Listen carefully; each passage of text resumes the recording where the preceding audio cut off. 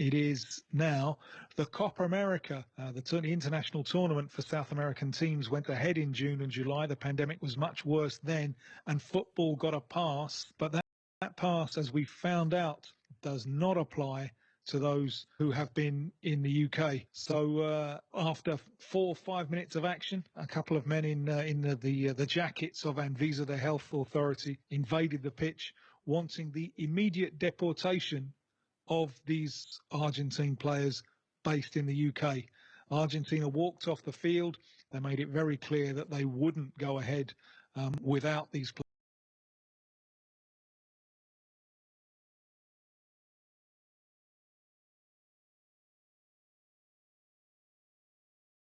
One is that perhaps Anvisa were waiting for some kind of offer from the Brazilian government. Another is that until the players left the hotel going towards the stadium, it was not clear to Anvisa that these players would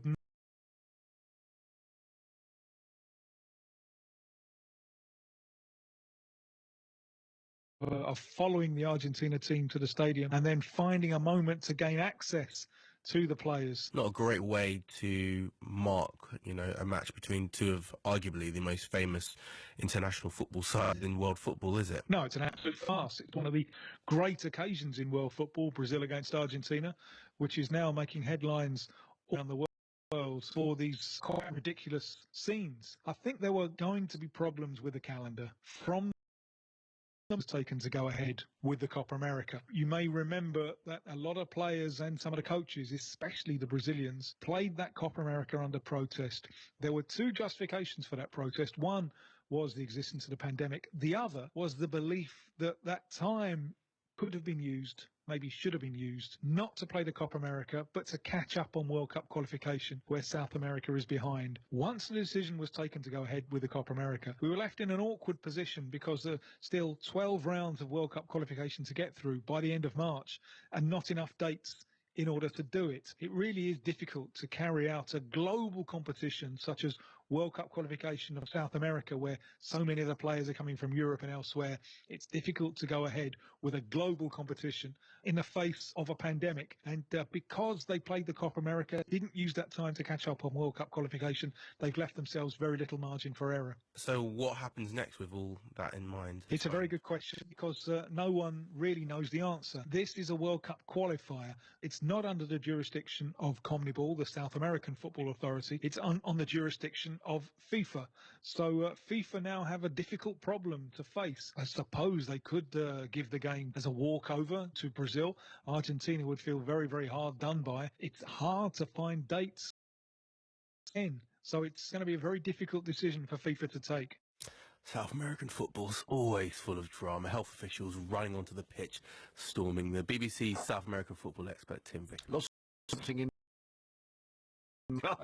Very, very angry men, but only in South American football. Oh, blimey! It was fan in many things.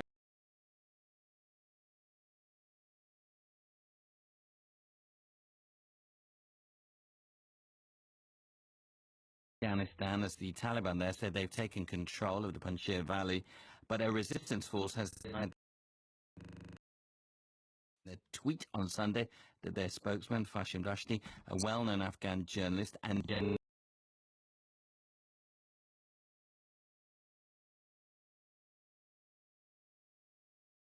Afghanistan, who is closely following developments there. But thanks so much for joining us here on Newsday. A very confusing situation, conflicting reports coming from the Panjshir Valley. You have sources there. Tell us what you're hearing. Thank you very much for having me. So, yeah, as we all see that the Taliban has been claiming that they have captured the Panjshir Valley, and also footage is coming that they have the governor's office in the province.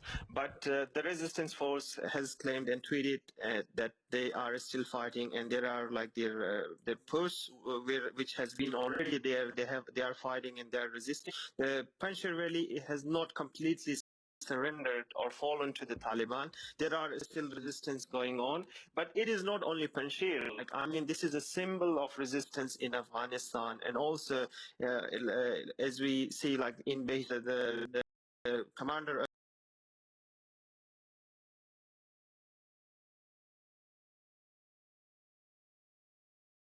of the fall of Taliban. This is out of the fall of the. We look has never breached the 60-mile-long Panjshir Valley and its flanking mountains. Some would say this is the beginning of the Taliban taking full control of Afghanistan. In physically, yes, this is the first time that they have advanced that much this time. Last time, the two resistance places were one was in the north and the second was in Panjshir. But this time, like, they have managed to get to the governor's office in Panjshir, according to like what we see in the footage. But there are still, like as I said, the resistance is going on in Beirut by under the of Commander Shujai in Daikundi. How long will that resistance, though, be able to be able to put up a fight against the Taliban? Because does it not look inevitable now that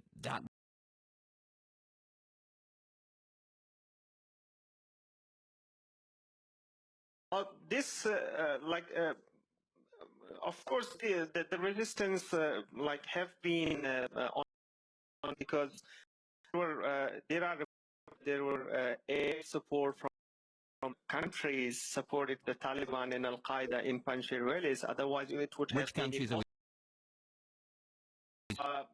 The report said it is probably Pakistan military, like giving air support. I don't know, but that is what I have.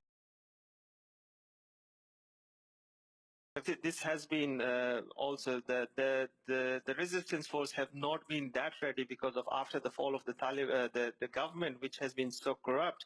So it takes a while until like the people and the resistance force get back together again.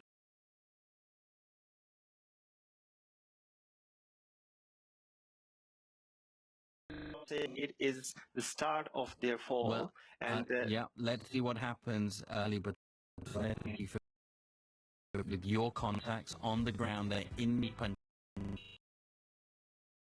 next hour of Newsday.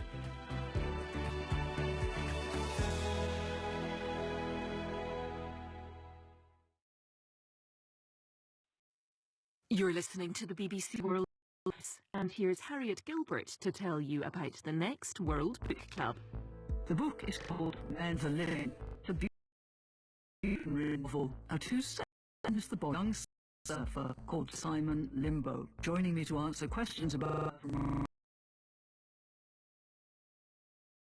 World Book Club at bbcworldservice.com/World Book Club.